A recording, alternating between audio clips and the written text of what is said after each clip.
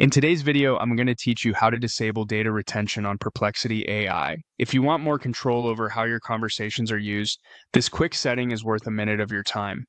Disabling data retention means your future chats won't be saved to improve the system, helping you keep your activity more private. I'll walk you through it clearly so you can make the change with confidence. Start by opening your web browser and going to the Perplexity website.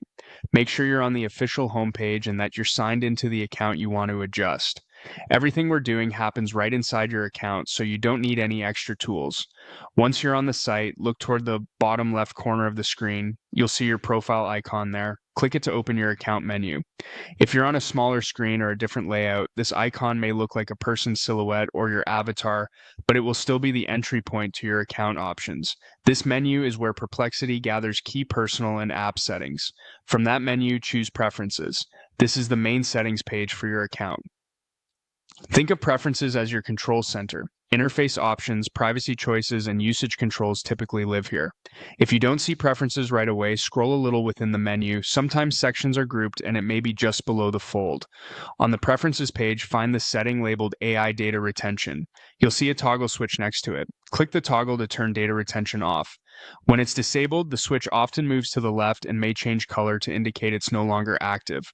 Some interfaces display a brief confirmation or a note explaining that future interactions won't be retained for training. That's exactly what you want. If you change your mind later, you can come back here anytime and turn it back on with the same switch.